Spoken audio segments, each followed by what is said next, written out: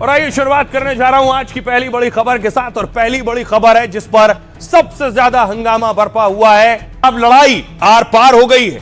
क्या शंकराचार्य अब सीधे योगी पर हमला कर रहे हैं? शंकराचार्य अभी भी बैठे हुए अनशन पर, जल और अन्न त्याग रखा है उन्होंने।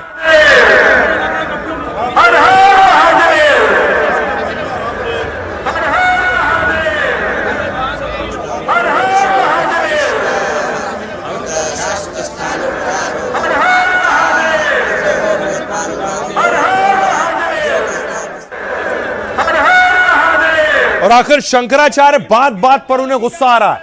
ऐसे ही शंकराचार्य बात करते हुए भड़क गए गुस्से में। की जा रही है, बोटी बोटी काट करके बेचा जा रहा है। 78 साल से अब बोल रहे हैं, गुस्सा नहीं होगे? हमारी बात सुनी नहीं जा रही है, हम गुस्सा नहीं होगे? बताओ कौन गुस्सा नहीं होगा? 78 साल से गौ हत्या देखते हिंदू जीने के लिए विनाश हो गया है। इन काले अंग्रेजों के द्वारा, इन मुगलों के द्वारा जो हिंदू कहकर के सत्ता में आए हुए हैं। गुस्सा नहीं हो गया? अब हमारी माँ की हत्या बंद हो, हमारी यही मांग है और कोई दूसरी मांग नहीं है। हमको कोई हमारी माँ की हत्या की जा रही है, बोटी बोटी काट करके बेचा जा रहा है। 78 साल से अब बोल रहे हैं, गुस्सा नहीं होगे? हमारी बात सुनी नहीं जा रही है। तो शंकराचार्य क्या अब सीधे सरकार पर निशाना साध रहे हैं? दूसरी तरफ योगी आदित्यनाथ आज अधिकारियों के साथ बैठक कर रहे थे। आज यूपी डे था, उत्तर प्रदेश दिवस पर योगी आदित्यनाथ अधिकारियों के साथ मीटिंग कर रहे थे। दूसरी तरफ क्या हो रहा था प्रयागराज में, तस्वीरें मैंने आपको दिखाई। अब सीधे सीधे शंकराचार्य सरकार पर हमला कर रहे हैं, सीधे सीधे योगी पर हमला कर रहे हैं। क्यों आखिर योगी पर हमलावर है शंकराचार्य? धर्म स्थानों की रक्षा के लिए वो घर से निकलता तो है, और धिक्कार है उन कायर और नकली हिंदुओं से जो अपने आप को हिंदू कहते हैं और गौ माता के मांस को बिक्री करके उसके चंदे से राजनीति करते हैं और अपने आप को हिंदू नेता कहते हैं। काशी में मंदिर तोड़े जा रहे थे भाजपा गवर्नमेंट के द्वारा। यही योगी जिसको आप लोग साधु संत कहते हो, हम तो हुमायूं का बेटा अकबर कहते हैं, हम तो औरंगजेब कहते हैं, ये नहीं है हिंदू कहने के लायक। ये मंदिर तोड़ने का समर्थन करने वाला आदमी है। 150 से ज्यादा मंदिर तोड़ दिए गए, एक शब्द नहीं निकला इसके मुंह से, इसलिए कि इसकी मुख्यमंत्री की गद्दी ना चली जाए। धन्य है मुसलमान, कम से कम अपने धर्म स्थानों की रक्षा के लिए वो घर से निकलता तो है, और धिक्कार है उन कायर और नकली हिंदुओं से जो अपने आप को हिंदू कहते हैं और गौ माता के मांस को बिक्री करके उसके चंदे से राजनीति करते हैं और अपने आप को। शंकराचार्य जिस कदर गुस्सा है और आरोप लगा रहे हैं, हमला कर रहे हैं, जगत गुरु रामभद्राचार्य ने उन्हें आईना दिखाया है। उन्होंने अन्याय किया है, नहीं अन्याय उनके साथ नहीं हुआ, उन्होंने अन्याय किया है। नियम ये होता है कि हम लोग भी, मैं तो जगत गुरु हूँ, वो तो अभी जगत गुरु भी नहीं है। नियम ये है कि गंगा तक रथ से नहीं जाया जाता। जब पुलिस ने रोका था उनको, कहा मत जाइए, हम लोग स्वयं संगम में पैदल जाते हैं। तो अन्याय उन्होंने किया था, नहीं अन्याय उनके साथ नहीं हुआ, उन्होंने अन्याय किया है। नियम ये होता है कि हम लोग भी, मैं तो जगत गुरु हूँ, वो तो अभी जगत गुरु भी नहीं है। नियम यह है कि गंगा तक रथ से नहीं जाया जाता। जब पुलिस ने रोका था उनको, कहा मत जाइए, हम लोग स्वयं संगम में पैदल जाते हैं। तो अन्याय उन्होंने किया था, नहीं अन्याय उनके साथ नहीं हुआ, उन्होंने अन्याय किया। अब देखिए जरा, सवाल ये कौन असली कौन नकली, कौन सच्चा कौन झूठा, कौन सही कौन गलत। दूसरी तरफ प्रदर्शन शुरू हो गया है। ये छतरपुर की तस्वीरें मैं आपको दिखा रहा हूं जहां शंकराचार्य के हक में प्रदर्शन हो रहा।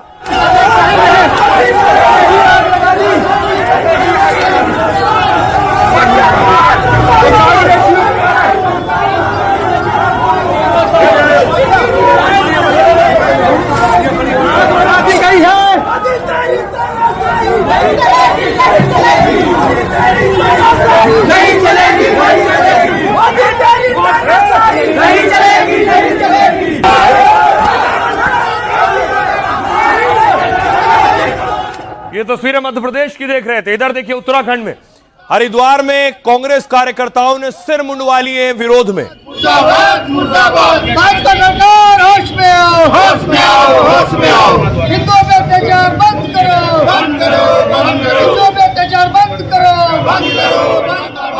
भाजपा सरकार मुर्दाबाद मुर्दाबाद भाजपा सरकार होश में आओ। दूसरी तरफ देखिए, दूसरी तरफ इस पर सियासतदान सियासत भी कर रहे हैं, विरोधी शंकराचार्य की तरफ खड़े हैं। हम लोग आज शंकराचार्य और साधु संतों से हम लोग आशीर्वाद लेकर के जनता की सेवा करेंगे।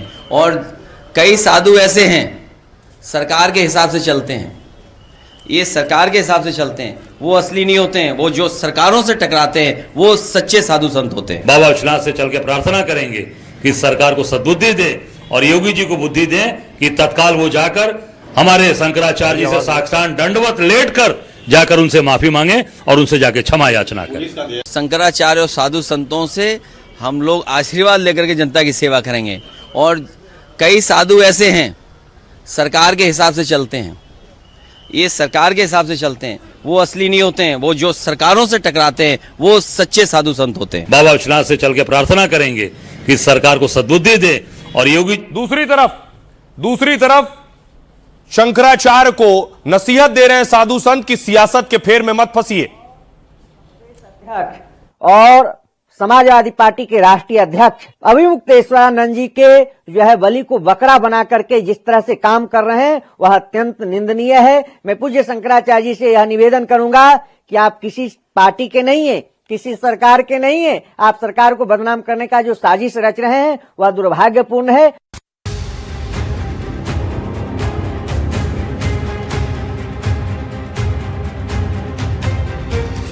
यही योगी जिसको आप लोग साधु संत कहते हो, हम तो हुमायूं का बेटा अकबर कहते हैं, ये मंदिर तोड़ने का समर्थन करने वाला आदमी है। एक शब्द नहीं निकला इसके मुंह से, इसलिए कि इसकी मुख्यमंत्री की गद्दी ना चली जाए। एक अधिकारी अगर पूछेगा शंकराचार्य जी के बारे में आपका सर्टिफिकेट परिचय क्या है, तो इससे बड़ा सनातन धर्म का कोई अपमान नहीं हो सकता। माघ मेले में स्नान से शुरू हुआ घमासान अब बड़ी सियासी लड़ाई बन गया है। पहले गुस्से में धरने पर बैठे शंकराचार्य ने सीएम योगी के खिलाफ खुलकर मोर्चा खोल दिया और अब ऐलान कर दिया है कि अब वो सिर्फ धरना प्रदर्शन नहीं, सियासी समर्थन और शक्ति प्रदर्शन भी दिखाएंगे और प्रयागराज से उठे तूफान को दिल्ली तक पहुंचाएंगे। सुप्रीम कोर्ट के कंधे पर बंदूक रख करके जो गलती इनसे प्रशासन से हुई है उसको ये लोग पीछे करना चाहते हैं। सुप्रीम कोर्ट का गलत हवाला दे करके आखिर ये कब तक बचेंगे? बच नहीं सकते। माघ मेले में रथ और स्नान से जो विवाद शुरू हुआ था वो अब शंकराचार्य बनाम योगी का रूप ले चुका है। राहुल गांधी और अखिलेश के नेता मेले में लगातार शंकराचार्य से मिलने पहुंच रहे हैं, तो शंकराचार्य एक महंत के खिलाफ ही बयानों के तीर चलाने लगे हैं और योगी के खिलाफ उनका बयान बड़े टकराव और तनाव को बढ़ाता जा रहा है। वो भाजपा की राजनीतिक लाइन फॉलो नहीं करते, इसलिए उन पर ताबड़तोड़ पुलिस की कार्रवाई हो रही है। कि सरकार को सद्बुद्धि दे, जाकर उनसे माफी मांगे और उनसे जाके क्षमा याचना करें। अब देखिए जरा ये आर पार की लड़ाई क्यों हो रही, शंकराचार्य के टारगेट पर आखिर योगी आदित्यनाथ क्यों है। शंकराचार्य कह रहे हैं वो हिंदू कहने के लायक भी नहीं, उन्हें हम औरंगजेब मानते हैं। जिसे लोग साधु संत कहते हैं उसने 150 से ज्यादा मंदिर तोड़ दिए। गंगा स्नान के लिए किस परमिशन की जरूरत है? हम गंगा जमुना का बहिष्कार नहीं कर सकते और ना ही करेंगे, लेकिन जब अपमान को सम्मान में बदला जाएगा तभी शिविर में लौटेंगे। क्या गंगा पर उनकी रजिस्ट्री है या उनकी बपौती? जब अखिलेश यादव फोन कर सकते हैं तो योगी मुझे फोन क्यों नहीं कर सकते हैं? बीजेपी नेता क्यों परेशान है जबकि वो खुद को हिंदुओं का बड़ा हितैषी बताते हैं? अभिमुक्तेश्वरानंद ने माघ मेला प्रशासन को नोटिस दे दिया है, उल्टा नोटिस, और प्रशासन को नोटिस वापस लेने की चेतावनी दे दी। अगर ऐसा नहीं किया गया तो मैं कोर्ट में मानहानि करूंगा। सुप्रीम कोर्ट ने कोई आदेश नहीं जो मुझे शंकराचार्य बने रहने से रोके, वो ये कह रहे हैं। क्या यह प्रशासन तय करेगा कि हम शंकराचार्य हैं कि नहीं? क्या यूपी के सीएम और भारत के राष्ट्रपति तय करेंगे? राष्ट्रपति को भी अधिकार नहीं कि वो तय करें कि कौन शंकराचार्य होगा। अब माघ मेला प्रशासन ने शंकराचार्य को नोटिस दरअसल जारी किया। शंकराचार्य उपाधि के इस्तेमाल पर उनसे 24 घंटे में जवाब मांगा। प्रशासन ने नोटिस में सुप्रीम कोर्ट में विचाराधीन मामले का जिक्र किया। धर्माचार्य ज्योतिष पीठ के शंकराचार्य पर अदालत ने कोई आदेश पारित नहीं किया है, तो कोई ज्योतिष पीठ के शंकराचार्य के रूप में पट्टाभिषेकित नहीं है। और फिर भी अभिमुक्तेश्वरानंद ने अपने शिविर के बोर्ड पर शंकराचार्य क्यों लिखा है? यह काम सुप्रीम कोर्ट के आदेश की अवहेलना की श्रेणी में आता है, यह माघ मेला प्रशासन का कहना है। सुनिए जरा शंकराचार्य क्या कह रहे हैं और रामभद्राचार्य क्या कह रहे हैं। आप जो है हमारी डिग्निटी पर सवाल उठा रहे हो।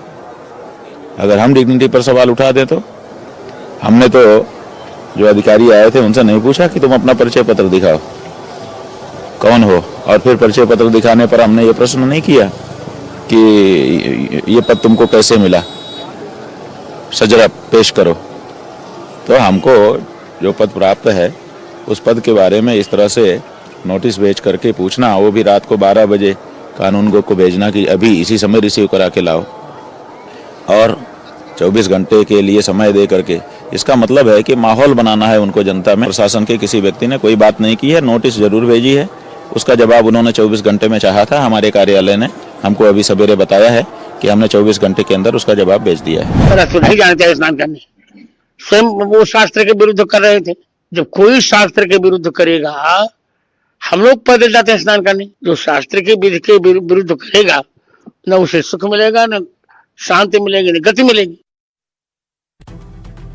अब देखिए, इस पर सियासत भी खूब हो रही है। सियासतदान कैसे पहुंच रहे हैं शंकराचार्य के पंडाल तक। उससे पहले देखिए जरा, पुलिस कैसे रिक्वेस्ट कर रही थी। पुलिस रिक्वेस्ट कर रही थी शंकराचार्य से, मैम न जाने देंगे हम किसी को, चाहे कोई हो, ना पालकी से किसी को जाने दिया है, न जाने देंगे। इस बाग मेले में कोई परंपरा के खिलाफ है, इसलिए हम कोई पालकी से किसी को नहीं जाने देंगे। इतना रिक्वेस्ट है, तो आप एक एक्सेप्शन नहीं हो पाए, तो कृपया करके आप लोग परंपरा का आप पालन करें, सनातन धर्म का पालन करें, हिंदू धर्म का पालन करें। कृपया करके आप इसका पैदा न करें। आपकी वजह से पुलिस 2 घंटे से, मैं और मेरे एडीएसपी, मेरे डीएम, मेरे कमिश्नर, लोग सभी लोग यहाँ पर आपकी वजह से खड़े हैं, पर टाइम खराब हो रहा है हमारा। लेकिन रिक्वेस्ट है कि पालकी से कोई भी गया है, नॉट ए सिंगल मैन, न जाने देंगे हम किसी को, चाहे कोई हो, ना पालकी से किसी को जाने दिया है, न जाने देंगे। इस बाग मेले में कोई परंपरा के खिलाफ है, इसलिए हम कोई पालकी से किसी को नहीं जाने देंगे। इतना रिक्वेस्ट है। तो पुलिस रिक्वेस्ट कर रही थी कि पालकी से नहीं जाने देंगे। बवाल बढ़ गया है। अब देखिए क्या हो रहा है। अब पॉलिटिकल टूर शुरू हो गया है।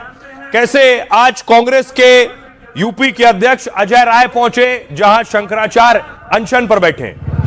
जानते हैं कि पूरे काशी के लोग, पूरे प्रदेश और देश के लोग आपके साथ चट्टान की तरह मजबूती के साथ खड़े रहे। जो सनातन की सरकार बनती है, ये सबसे ज्यादा अगर सनातन का अहित किया तो ये सरकार योगी और इनकी मोदी की सरकार ने किया। काशी के दरबार में, बाबा विश्वनाथ के दरबार में निश्चित तौर से हम सबका ये कर्तव्य बनता है कि हम आपकी सेवा करेंगे।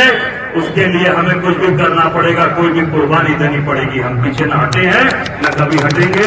ये महाराज जी को मैं समझता हूँ कि सब लोग ये जानते हैं कि पीछे हटने वाले लोग नहीं है, हम जानते हैं। तो बेशक योगी के सामने कोई शंकराचार्य भिड़ रहे हैं, सियासतदानों को ये सूट भी करेगा। कांग्रेस के बाद देखिए समाजवादी पार्टी के बड़े नेता माता प्रसाद पांडे भी शंकराचार्य से मिलने पहुंचे।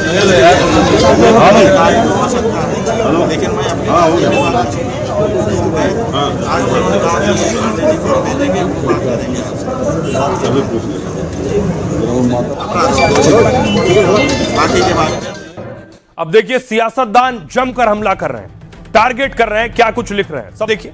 अखिलेश यादव ने लिखा, अगर एक अधिकारी शंकराचार्य से सर्टिफिकेट मांगेगा तो इससे बड़ा हमारे सनातन धर्म का अपमान कोई नहीं। आप बीजेपी के हिसाब से काम नहीं करोगे तो नोटिस मिलेगा, आपके पास भी ईडी और सीबीआई जैसी एजेंसियां आएंगी।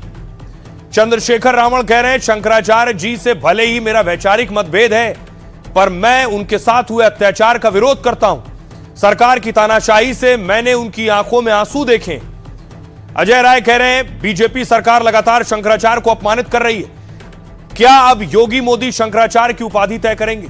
धर्माचार्यों को डराने और दबाने की मानसिकता मंजूर नहीं है। कांग्रेस सत्य, धर्म और न्याय के साथ चट्टान की तरह खड़ी है। दूसरे साधु संत कह रहे हैं, मेला प्रशासन को माफी मांगनी चाहिए। ब्राह्मणों को पुलिस ने चोटी पकड़कर घसीटा, यह शासन का अहंकार है। याद रखें, सत्ता हर दिन नहीं रहेगी। गंगा स्नान से रोकने वालों को गो हत्या का जवाब देना होगा। बाबा बागेश्वर कह रहे हैं, इस धरती पर जन्म लेने वाला कोई भी तनातनी नहीं, सब सनातनी है। मैं हिंदू मुस्लिम नहीं करता, मैं हिंदू हिंदू करता हूं। मैं मुसलमानों का विरोधी नहीं हूं। लोगों का मुंह चलता है तो चलने दो। इसके बाद संजय निषाद कह रहे हैं, साधु और संत सांसारिक वस्तुओं के मोह में नहीं पड़ते हैं। वो पालकी में यात्रा करें या फिर पैदल चलें, यह अलग बात है, लेकिन साधु तपस्या भी करते हैं और पैदल भी चलते हैं। समाज उनकी तपस्या और पद चिन्हों का अनुसरण करता है। सुनिए जरा, सियासी घमासान मचा है क्योंकि शंकराचार्य अभी अनशन पर बैठे हुए हैं। सुनिए। अरे अधिकारियों को अधिकार है कि एक शंकराचार्य जी से पूछें। ये तो सनातन धर्म का सबसे बड़ा अपमान है। शंकराचार्य जी के बारे में आपका सर्टिफिकेट परिचय क्या है? तो इससे बड़ा सनातन धर्म का, इससे बड़ा हमारे साधु संतों का, इससे बड़ा हमारी संस्कृति का, इससे बड़ा हमारे माघ मेला का, इससे बड़ा हमारे हिंदुस्तान का कोई अपमान नहीं हो सकता जो भारतीय जनता पार्टी अपने चापलूस अधिकारियों से करवा रहे हैं। क्योंकि वो उनकी राजनीति से सहमत नहीं है।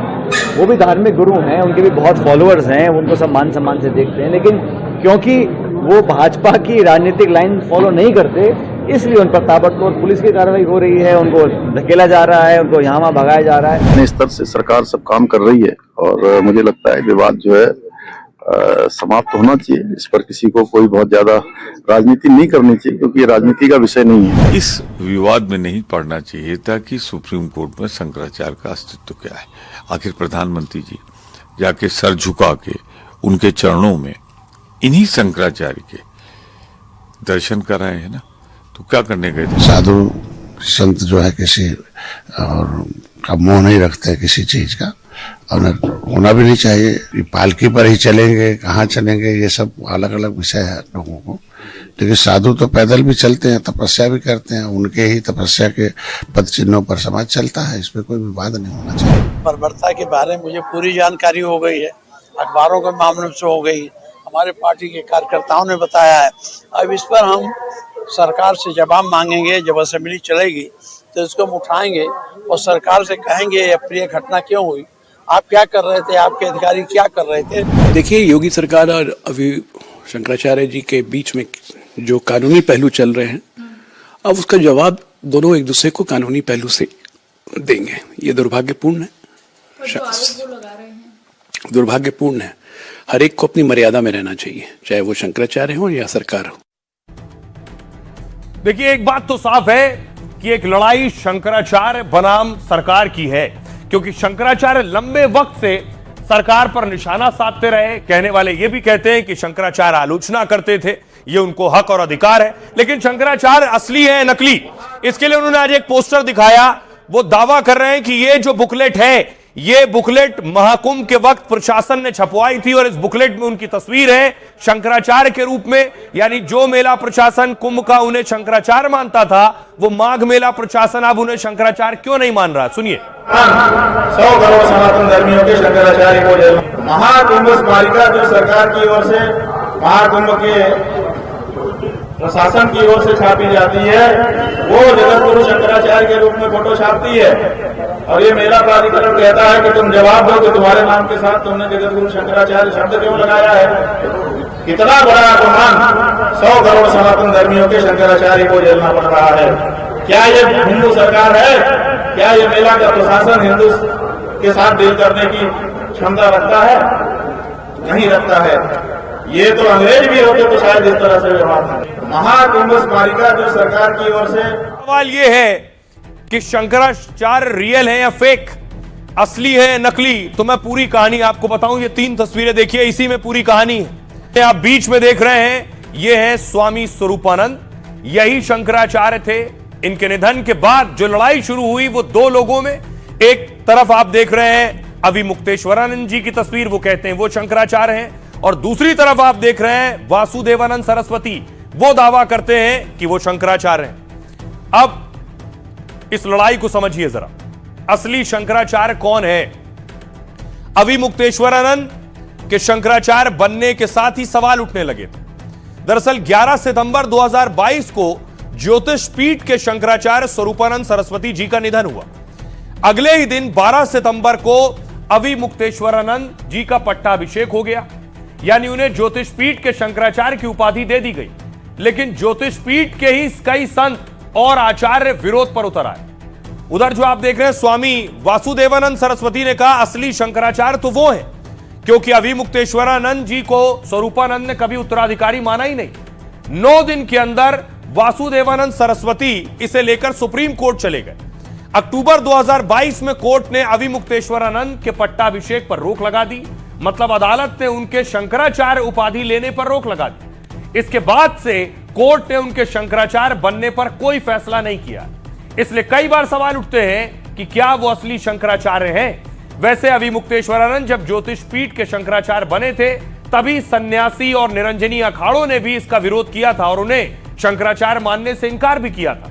अखाड़ा परिषद के अध्यक्ष रविंद्र पुरी ने तो खुलकर मोर्चा खोल दिया था, दावा किया कि अभिमुक्तेश्वरानंद की नियुक्ति नियमों के खिलाफ है। कई साधु संत और अखाड़े शंकराचार्य के विवादों पर भी सवाल उठाते हैं। कहते हैं शंकराचार्य जैसे पद पर बैठा संत कैसे बात बात पर भड़क सकता है, कैसे शंकराचार्य बार बार विवादित बयान देते हैं और धरने पर उतर जाते हैं। आइए इस पूरे हंगामे पर साधु संत क्या कह रहे हैं। आप आइए, हमारे परम आराध्य से विनती करिए और एक संत को मर्यादा को बचाने के लिए आप यदि नहीं सकते हमेशा मुख्यमंत्री के सीट में नहीं रहोगे आप। मुझे कहीं ना कहीं इसमें राजनीति की बू आती है। ऐसे शंकराचार्य है और भी शंकराचार्य है, लेकिन वो बेचारे कहीं भी जो है धर्म विरुद्ध बात नहीं करते हैं, न तो राजनीतिक रोटियां सेकते हैं। इनका कहीं न कहीं किसी राजनीतिक दल से जो है साठगांठ है, जिसकी जानकारी भी मेरे पास में है, विद सबूत है। समय आने पे मैं इसका खुलासा करूंगा। को विश्वास धीरे धीरे आपसे हट रहा है और यह धीरे धीरे आंदोलन का रूप लेगी और ऐसा आंदोलन होगा भूतो न भविष्यति, ना आज तक ऐसा हुआ है ना ऐसा होगा। तो आप 11 साल में यह घोषणा करें, जैसे आपने 370 हटाया, जैसे आपने जीएसटी हटाया, जैसे 3 तलाक हटाया, उसे आप निर्णय लें और 1 मिनट के अंदर वो हत्या पूरे देश में लगे। सरकार माने या न माने, हम शंकराचार्य इसको नहीं मानते। हाँ, बिल्कुल नहीं मानते। अगर हमारे परम पूजनीय वंदनीय अर्चनीय इस प्रदेश के जो मुखिया आदित्यनाथ योगी हैं, जो कि विकास पुरुष कहे जाते हैं, विकास संत, पूरे भारत में 170 देशों में उनका नाम चलता है, इनके ऊपर अगर कोई टिप्पणी करता है ऐसे संत के ऊपर, ऐसे गोरक्ष पीठाधीश्वर के ऊपर, तो हम लोग खुल के इसका विरोध करेंगे। शासन का अहंकार, ये सत्ता हमेशा नहीं रहती है, कभी अपनी सत्ता का दुरुपयोग नहीं करना चाहिए। गंगा स्नान से रोकने वालों को वो हत्या का पाप लगता है।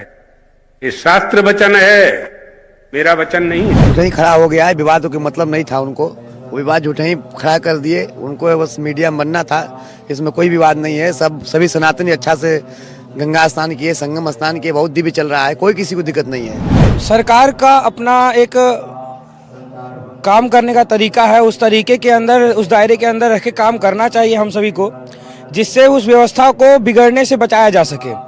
क्योंकि व्यवस्था बिगड़नी और बचानी हमारे अपने उसके ऊपर है। वहाँ पे पिछली साल की तरह अगर वैसा फिर कुछ हो जाता तो अभी रोकने पे ये बवाल हुआ है, उस समय भदगढ़ पे फिर यही बवाल होता कि योगी जी के कारण हो गया या फिर किसी उनके कारण हो गया। तो आप बताएं, कभी कोई परेशानी मेला प्रशासन को ही नहीं? क्यों? क्योंकि हम सारे संत इसलिए माघ मेले में आते हैं कि यहाँ पर स्नान करें, कल्पवास करें और जनता को कोई कष्ट ना हो, आने वाले श्रद्धालुओं को कष्ट ना हो। अगर ऐसे में वही चाहते हैं कि हमें समाज से सम्मान मिले, प्रशासन से, तो ये कदापि संभव नहीं है। किसी चीज का अतिक्रमण उचित नहीं होता है, चाहे प्रशासन हो चाहे कोई महात्मा हो। अगर हम साधु हैं और साधुओं के हम बंदूक चलाएंगे तो फिर हम पर भी कार्रवाई निश्चित रूप से होनी चाहिए। परंतु अगर ये कार्रवाई बिना किसी अपराध के हुई है तो निश्चित रूप से यह निंदनीय होना चाहिए। तो ये लड़ाई अभी कितने दिन चलेगी, ये बड़ी बात है। वैसे होना तो ये चाहिए कि बड़े साधु संत इसमें दखल दें और शंकराचार्य का अनशन तोड़वाएं और उन्हें मनाएं। आज की एक और बड़ी खबर यूपी से है। यूपी के संभल में दंगा हुआ। संभल दंगे का जो मास्टरमाइंड है वो दुबई में छिपा बैठा है, दुबई में छिपा है, लेकिन अब उस पर एक्शन शुरू हो गया है। अगली तस्वीर देखिए जरा। आज पुलिस पहुंची चारिक साठा के घर की संपत्ति जब्त करने के लिए।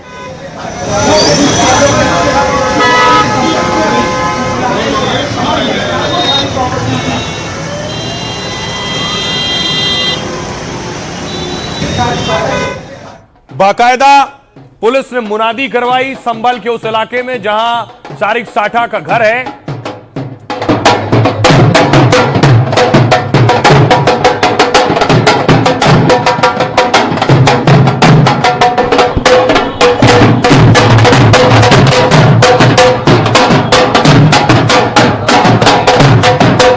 उक्त आदेश के अनुपालन में अभियुक्त सारिक उर्फ साठा उपरोक्त की चल अचल संपत्ति को माननीय न्यायालय सीजेएम संभल स्थित चंदोसी के आदेश के अनुपालन में कुर्क किया जाता है।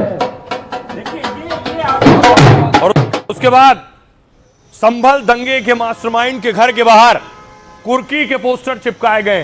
पुलिस ने खुद अपने हाथों से पोस्टर चस्पा किए।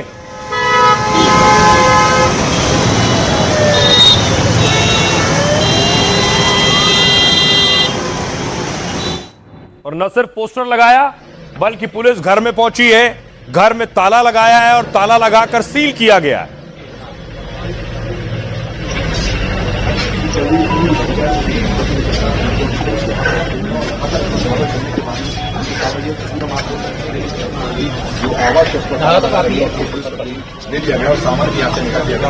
अब आपको बताऊं, संभल दंगे को वक्त हो गया। ये शारिक साठा कौन है? ये तस्वीर जिसकी आप देख रहे हैं, ये है शारिक साठा। संभल हिंसा के मास्टरमाइंड शारिक साठा पर शिकंजा कसा है। योगी की पुलिस ने गैंगस्टर शारिक साठा पर कार्रवाई की। पहले मुनादी की, फिर उसके घर और लाखों की संपत्ति की कुर्की की गई। कुख्यात और वांटेड गैंगस्टर शारिक साठा सालों से दुबई में है। आरोप है कि दुबई में बैठकर उसने संभल को भड़काने का प्लान बनाया। शारिक के इशारे पर उसके गुर्गों ने संभल में 2 युवकों की हत्या की। आरोप है शारिक ने वकील विष्णु जैन के मर्डर का भी प्लान बनाया था।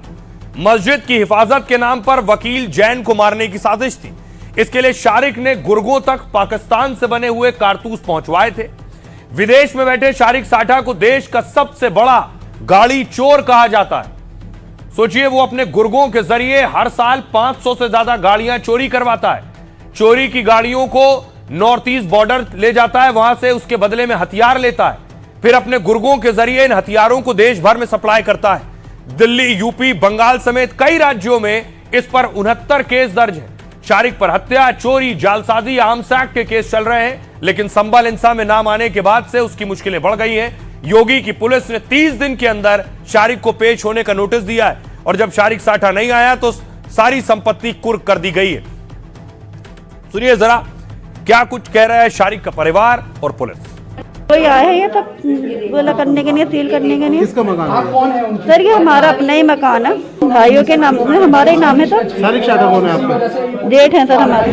और उनका हिस्सा बता रहा है हमारे घर में, हमारे जेठ का, लेकिन उनका हिस्सा है पे है नहीं है, तो जबरदस्ती का वो है। घर हमारा ही है, ये दोनों भाइयों का, फाइक का और सादिक का। तो हाँ, ये तो गलत है ना, किसी के माँ उसमें संपत्ति में वो कर दो। ये 2 भाइयों का हो गया था और वो पजाए वाला 2 भाइयों का। 24 नवंबर 2024 को हुई हिंसा के मास्टरमाइंड शारिक साठा, जो कि यहां से 2020 में भारत से फर्जी पासपोर्ट के माध्यम से भाग के दुबई चला गया था। इस व्यक्ति को गिरफ्तार करने के भरपूर प्रयास किए गए। इन सभी प्रयासों के बावजूद पुलिस है वो अभी तक उसको गिरफ्तार नहीं कर सकी। तो इसलिए माननीय न्यायालय से 2 केसों के अंदर इसके खिलाफ कुर्की की कार्रवाई है और वो भी करवाने के लिए आग्रह किया गया था। इसके आधार पे ये कुर्की की कार्रवाई आज की जा रही है। और संभल से ही थे सीओ जो सबसे ज्यादा सुर्खियों में थे, उन्हें रैम्बो भी कहा जाता था, अनुज चौधरी। अनुज चौधरी एक बवाल में फंसे और बवाल यह था कि उन पर आरोप लगे गोली चलाने के। उसके बाद कोर्ट ने कहा अनुज चौधरी पर एफआईआर लिखी जाए। तो फिर कहा गया यूपी पुलिस की तरफ से कि अनुज पर एफआईआर नहीं होगी। आज खबर आई कि उन जज का तबादला हो गया, जिसके बाद वकीलों ने कोर्ट के बाहर हंगामा किया।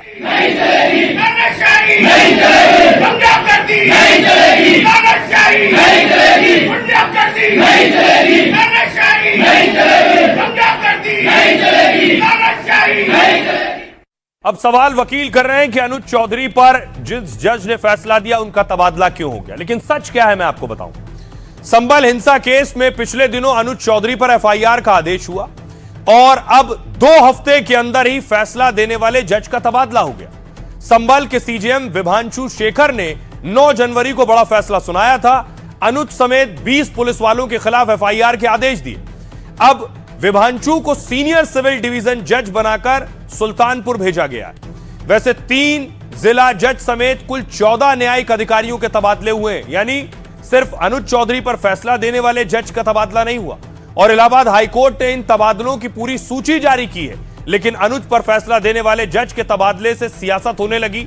एक तरफ जहां दर्जनों वकीलों ने संभल में कोर्ट के बाहर प्रदर्शन किया, वहीं सपा अध्यक्ष और सांसद अखिलेश यादव ने भी सवाल उठाए।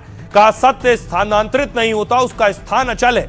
न्यायपालिका की स्वतंत्रता का हनन सीधे लोकतंत्र का हनन है और उम्मीद है कि संभल मामले में सुप्रीम कोर्ट और हाई कोर्ट संज्ञान लेंगे। अनुज पर जब एफआईआर का आदेश आया था तब भी अखिलेश ने निशाना साधा था, कहा था पक्षपाती पुलिसकर्मी को बचाने अब कोई नहीं आएगा। सुनिए जरा वकील क्या कह रहे हैं और अखिलेश यादव क्या कह रहे हैं।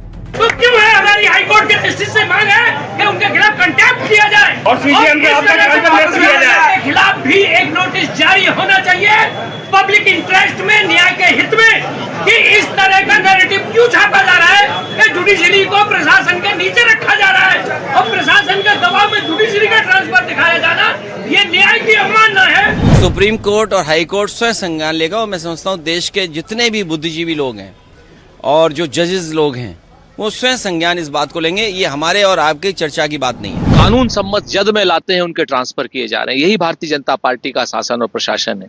यहीं से भारतीय जनता पार्टी संविधान को तोड़ने की बात करी, यहीं से लोकतंत्र को खत्म करने की बात करी। यहीं पर कानून का शासन नहीं, भारतीय जनता पार्टी की इच्छा का शासन चल रहा है कि खाता ना बही जो भाजपा कहे वो सही। आज की डेट में कानूनी रूप से अगर एफआईआर करने की उन्होंने आदेश दिया था तो क्या इसका मतलब उनका ट्रांसफर कर देना हो गया? भाजपा को इसकी कीमत चुकानी पड़ेगी।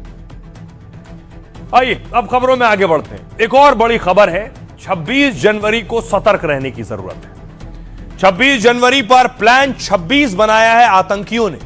26 जनवरी की तैयारी शुरू हो गई है, रिहर्सल हो रही है। तस्वीरें आप देख रहे हैं, 21 तोपों की सलामी की तैयारी की जा रही है।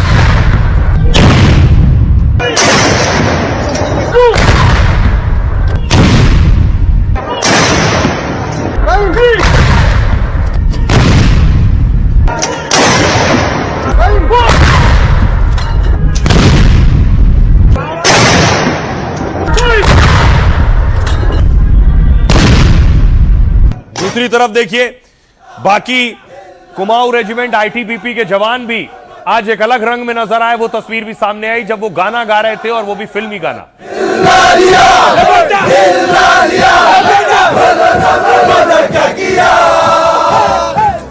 दुनिया में भी अगर प्यार न किया तो क्या किया, बोलो क्या किया दुनिया में भी। अब इस बीच पिछले दिनों हमने आपको बताया था मसूद अजहर साजिश रच रहा है। मसूद अजहर ने कहा था कि कई आतंकी तैयार हैं जो फिदाइन बनने के लिए। इस मजमे में अल्लाह के वो फिदाई मौजूद हैं जो रात के 3 बजे उठ के सिर्फ अल्लाह से शहादत मांगते हैं। रब से मुलाकात का इनको इतना शौक है, इतना शौक है। ये एक नहीं है, ये 2 नहीं है, ये 100 नहीं है, ये 300 नहीं है, ये 1000 नहीं है। तादाद बता दूं तो कल दुनिया के मीडिया पर शोर मच जाएगा।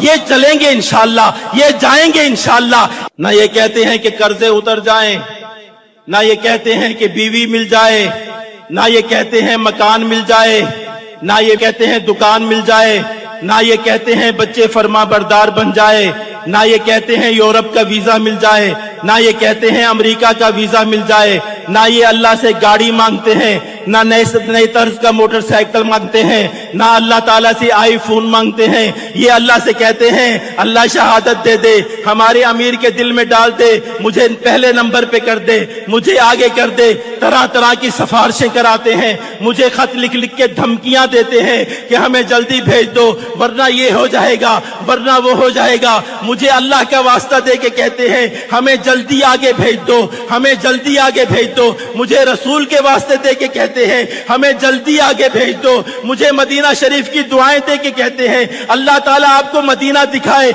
मुझे जल्दी आगे भेज दो। कभी क्या तरीका इख्तियार करते हैं, कभी क्या तरीका इख्तियार करते हैं। तो आप सुन रहे थे, मसूद अजहर कह रहा है कि फिदाइन तैयार बैठे हैं जो कह रहे हैं आगे भेज दो। और आज दिल्ली की सड़कों पर आतंकियों के पोस्टर चस्पा हो गए हैं जो 26/11 से पहले और उस दरमियान आतंकी साजिश रचने की तैयारी कर रहे हैं। ये तस्वीरें आप देख रहे हैं 6 आतंकियों की, और इन आतंकियों के पोस्टर लगाए जा चुके हैं। इन आतंकियों के निशाने पर 26/11 है, और न सिर्फ इन आतंकियों के निशाने पर 26 जनवरी है बल्कि राम मंदिर भी है। अयोध्या में सिक्योरिटी बढ़ा दी गई है। अयोध्या की तस्वीर आप देख रहे हैं।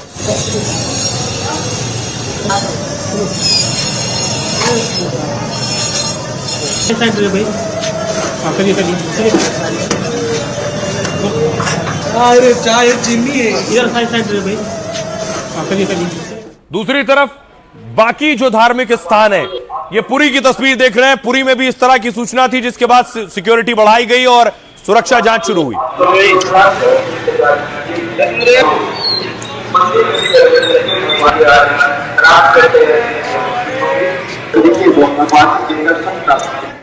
दूसरी तरफ भारतीय सेना भी पूरी तैयारी कर रही है। एक और रिहर्सल की तस्वीरें सामने आई हैं। ये तस्वीर आप देख रहे हैं नासिक के तोपची की।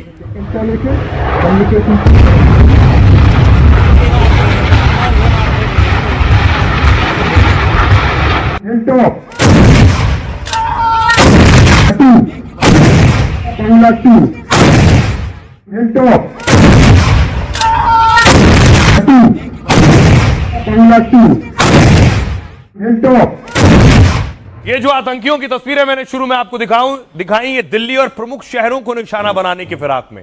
दूसरी तरफ किश्तवाड़ के जंगल में भी आतंकी अभी छिपे हुए।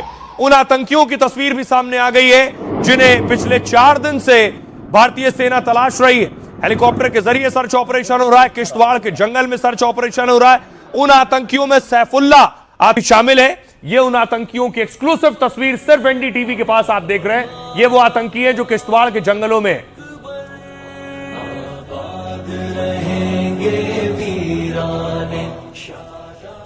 ये किश्तवाड़ में जैश का आतंकी सैफुल्ला है, उसी के साथ ये बाकी आतंकी छिपे हुए हैं और इन्हीं आतंकियों को सुरक्षा बल के जवान कई दिन से तलाश रहे हैं। और इसीलिए देखिए कैसे जम्मू कश्मीर में चेकिंग शुरू हो गई है, जांच बढ़ गई है। सांबा, अनंतनाग, श्रीनगर में लगातार गाड़ियां रोक रोक कर चेकिंग हो रही।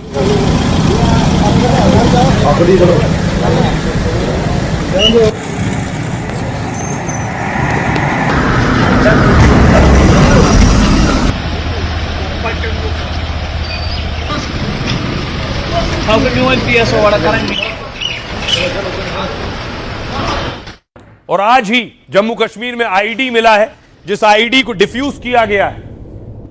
ये आईडी जिसे डिफ्यूज किया है,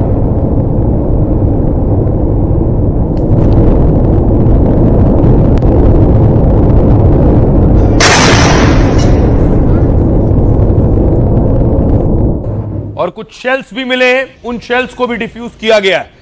सेना ने डिफ्यूज किया, बॉम्ब डिस्पोजल टीम पहुंची है।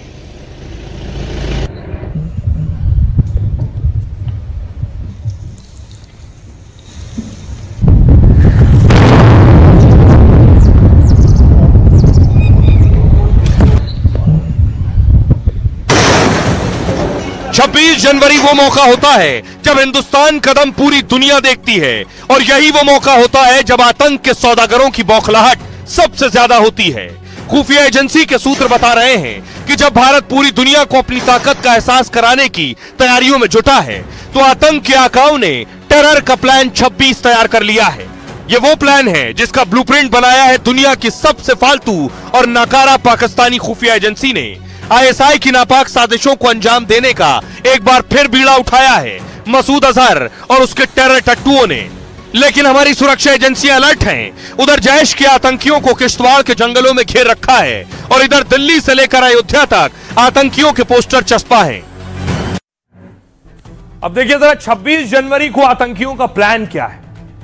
गणतंत्र दिवस से पहले सुरक्षा एजेंसियों ने अलर्ट जारी किया है। 26 जनवरी पर बड़े आतंकी हमले का अलर्ट है। ये देश के बड़े मंदिर, बड़े शहरों पर आतंकियों की नजर है। एजेंसियों को शक है कि हमले को जैश के आतंकी अंजाम दे सकते हैं, यानी मसूद अजहर के संगठन।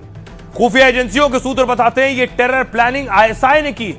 आईएसआई ने जैश ए मोहम्मद और पंजाब के गैंगस्टर्स के साथ ये प्लानिंग की है। 26 जनवरी पर अयोध्या राम मंदिर आतंकियों के निशाने पर है। साथ ही जम्मू के रघुनाथ मंदिर भी आतंकियों की नजरें टिकी। यह खुलासा पाकिस्तानी आतंकियों के कोड नेम से हुआ। आतंकियों के नापाक मंसूबों को 26-26 कोड नेम दिया गया है। इस सीक्रेट कोड का मतलब है 26 जनवरी पर बड़ी आतंकी साजिश। इस बीच खुफिया एजेंसियों ने सोशल मीडिया पर नजरें गड़ा रखी हैं। आतंकी संगठन केआरएफ धमकी दे रहा है और मुस्लिम युवकों को भड़का भी रहा है। इनपुट के बाद सुरक्षा बलों को ज्यादा अलर्ट रहने को कह दिया गया है, और इसीलिए आज दिल्ली की सड़कों पर आतंकियों की तस्वीरें चस्पा थीं। ये तस्वीरें, बाकायदा पोस्टर्स लगे थे दिल्ली में, अलग अलग जगहों पर पुलिस ने लगाए पोस्टर। इन्हें जहां भी देखें फौरन दिल्ली पुलिस को जानकारी दे। ये आतंकी कौन है, खूंखार आतंकी, ये मैं आपको बताऊं, और इनका ताल्लुक कौन कौन से बम धमाकों से रहा है। ये सब की तस्वीरें आप देख रहे हैं बोर्ड पर। उधर आप देख रहे हैं शर्जील अख्तर पहले नंबर पर, दूसरे नंबर पर मोहम्मद रेहान, तीसरा मोहम्मद सूफियान, और ये चौथा आप देख रहे हैं मोहम्मद अर्शिकान, और नीचे आप देख रहे हैं शाहिद फैजल, और ये मोहम्मद उमर।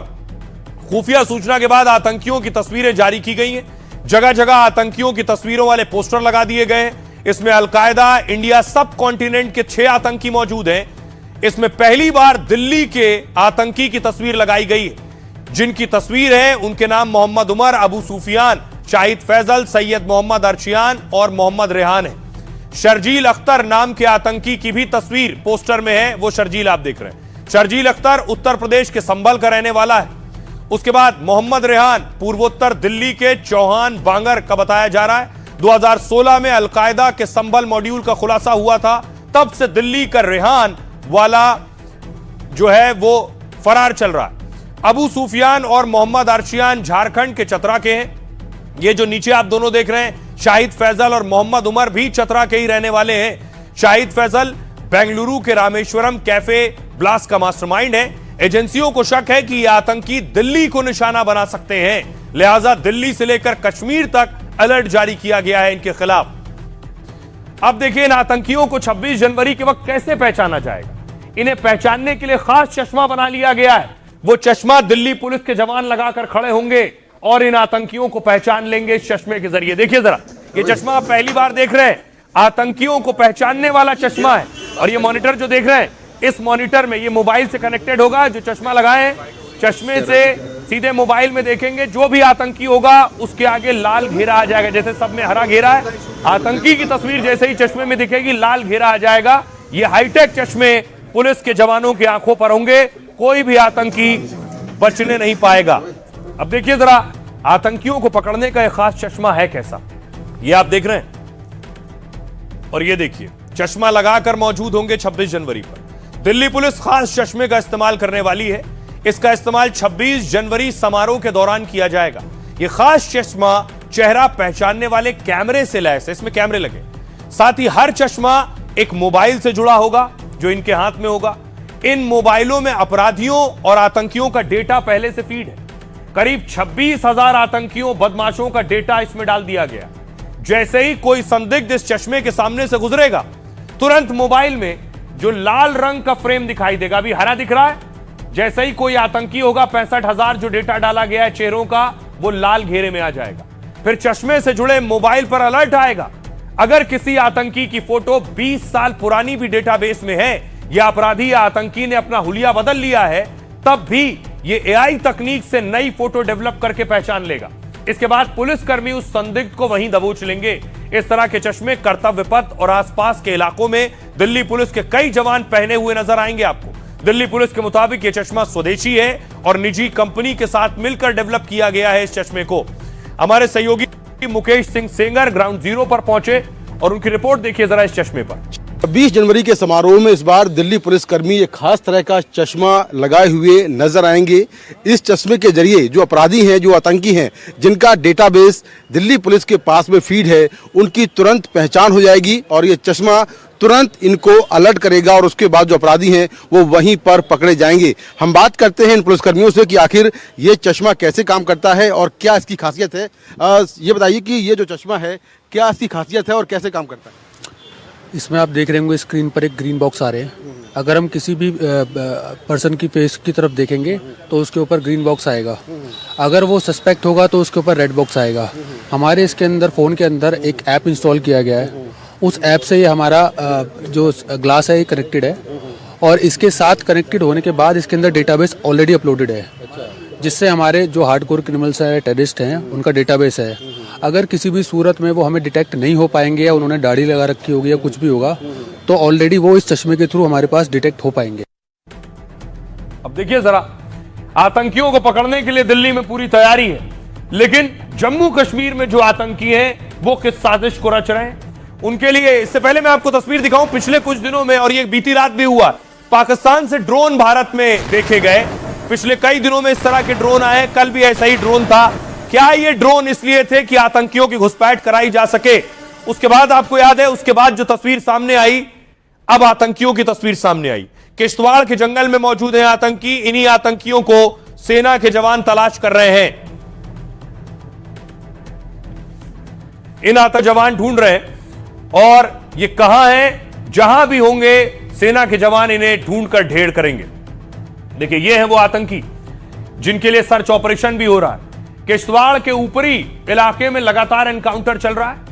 इसे ऑपरेशन त्राशी नाम दिया गया है। 2-3 आतंकी घिर भी गए बताया जा रहा है। आतंकियों का संबंध मसूद के संगठन जैश से है। कहा यह जा रहा है कि जैश कमांडर सैफुल्लाह किश्तवाड़ में मौजूद है, साथ ही उसका डिप्टी आदिल भी किश्तवाड़ के जंगल में छिपा है। एक वीडियो सामने आया जिसमें सैफुल्लाह और आदिल दिख रहे हैं। जो तस्वीर मैंने आपको दिखाई, बताया जा रहा है सैफुल्लाह का ये वीडियो कुछ हफ्ते पुराना है। खबर है सैफुल्लाह पिछले 2 सालों से यहीं से ऑपरेट कर रहा है। किश्तवाड़ के इस पूरे इलाके में घने जंगल और गुफाएं मौजूद हैं। इन गुफाओं और जंगलों में आतंकियों को छिपने में मदद मिलती है। सेना ने पूरे इलाके को सील कर दिया है। ड्रोन, हेलीकॉप्टर से सर्च ऑपरेशन हो रहा है। स्निफर डॉग्स और हाईटेक सर्विलांस का भी इस्तेमाल किया जा रहा है। एजेंसियां आतंकियों के साथ साथ उनके मददगारों को भी ढूंढ रही हैं। किश्तवाड़ के इन इलाकों में बिना स्थानीय मदद के रह पाना संभव नहीं है और इसीलिए इन्हें मदद दी जा रही है। मदद कौन दे रहा है? लेकिन अब लोगों में विरोध भी है। एक जवान हमारा शहीद हुआ, हवलदार गजेंद्र। उनकी शहादत के बाद आज बजरंग दल ने प्रदर्शन किया।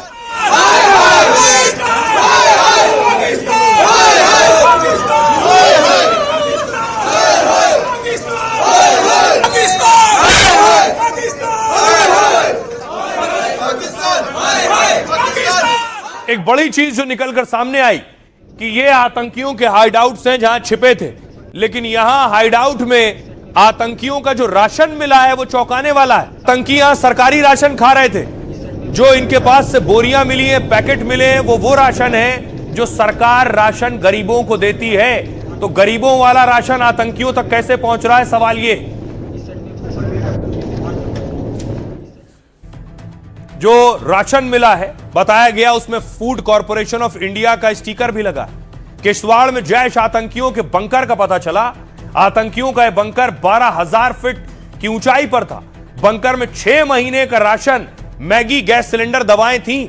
आतंकी ठिकाने से बड़ी बात यह है जो राशन की बोरियां मिली हैं उसमें एफसीआई का स्टिकर है। साथ ही राशन की बोरियों पर पंजाब सरकार की भी मोहर लगी है। शक यह है कि राशन सरकार की ओर से गरीबों के लिए जारी हुआ। आतंकियों ने इन बंकरों को ढलान पर घने जंगल में बनाया था। पत्थरों से बनाए गए ठिकानों को तिरपाल से छिपाया गया था। इसमें गैस सिलेंडर, चूल्हा समेत खाना बनाने के बर्तन भी रखे मिले। चावल, आटा, मसाले, अंडे और हरी सब्जियां भी रखी थी। अनुमान जताया जा रहा है कि यहां कई महीने रुकने का इंतजाम था। फर्श पर कंबल मिले हैं जो बताते हैं कि आतंकी लंबे समय से रुके थे। घने जंगल के बीच ढलान पर बना यह ठिकाना दूर से दिखता था, लेकिन बड़ी चीज ये कि आतंकी सरकारी राशन के मजे ले रहे थे। वो कौन उन तक पहुंचा रहा था? खबरों में आगे बढ़ते हैं। अब आपको लिए चलता हूं महाराष्ट्र। महाराष्ट्र में एक बड़ा खेला हो गया है। पूरे मुंब्रा को हरा कर देंगे, एक नई लड़ाई है। लेकिन उससे पहले देखिए, मुख्यमंत्री देवेंद्र फडणवीस स्विट्जरलैंड में है। रोज उनकी तस्वीरें सामने आ रही। केंद्रीय मंत्री अश्विनी वैष्णव से मिले। क्या बात है, बहुत बधाई आपको। Thank you. दूसरी तरफ मुंबई में पोस्टर लग गया है, जिस पोस्टर में उद्धव ठाकरे, आदित्य ठाकरे की तस्वीर है और लिखा है बाप बाप होता है। दूसरी तरफ संभाजी नगर में देखिए जरा तस्वीर आप देख रहे हैं। बीजेपी के जो पार्षद हैं उन्होंने बाइक रैली निकाली।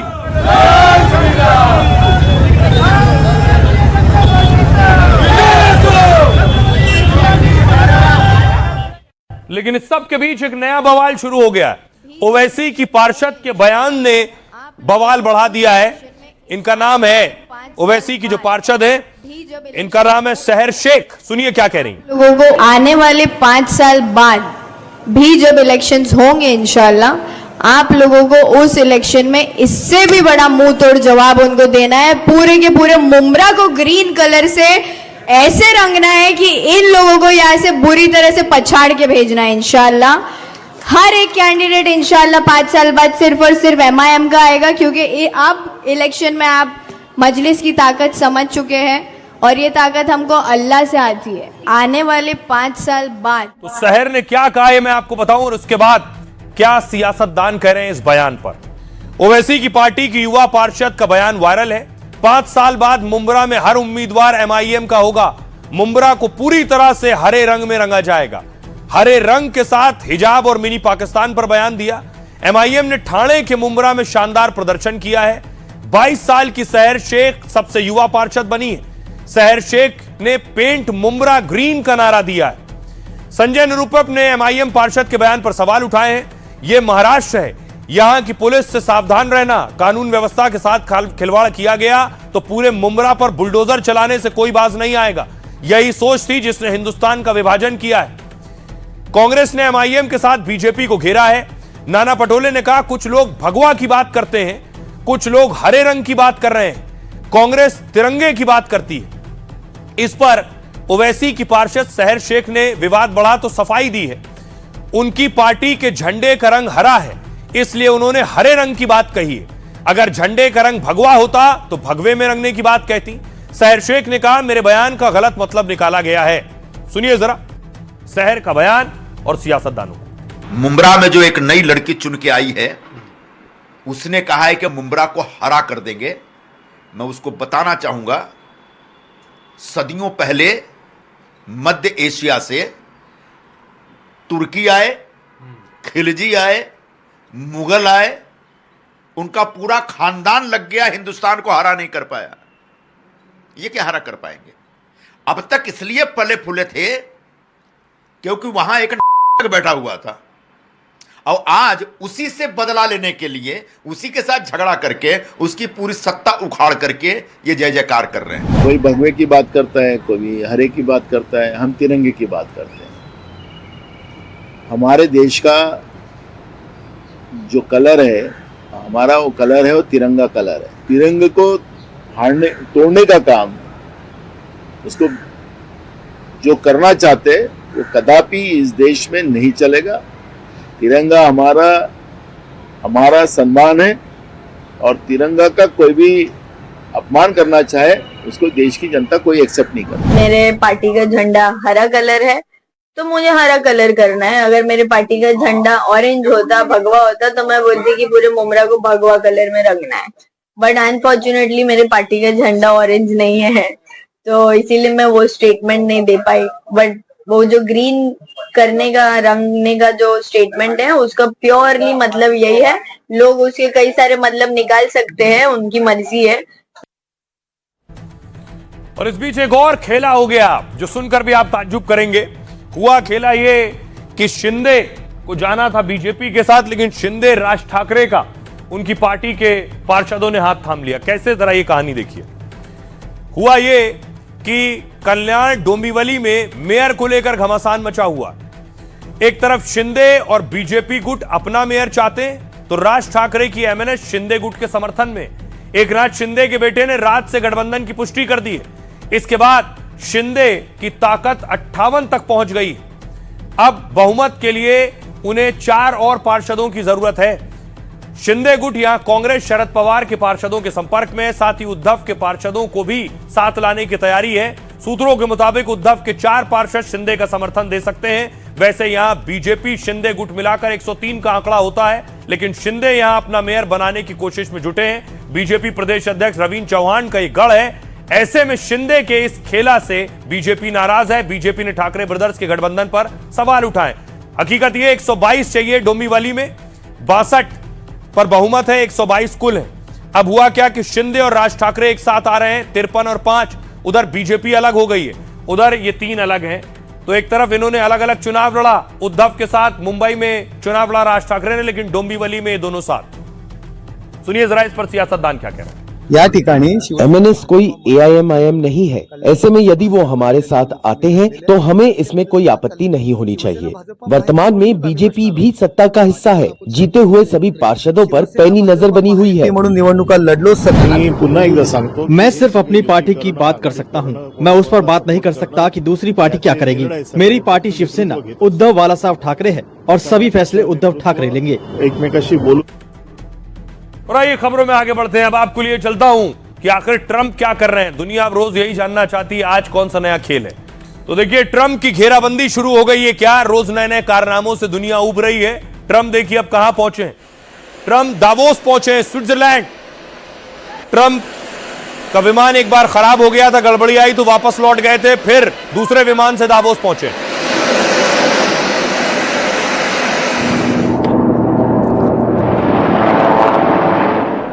दूसरी तरफ पाकिस्तान के पीएम शहबाज शरीफ भी दावोस पहुंच गए।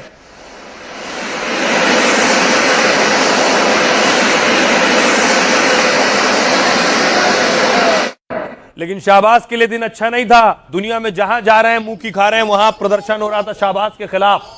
Pakistan terrorist. Pakistan, stop killing Pashtuns. Pakistan, stop killing Pashtuns. The world is watching. Pakistan is killing. दूसरी तरफ देखिए, दूसरे नेता जो पहुंच रहे हैं, मैक्रो भी पहुंचे हैं। चश्मे में आप देख रहे हैं, इधर मैक्रो और ट्रंप के बीच खींचतान चल रही है।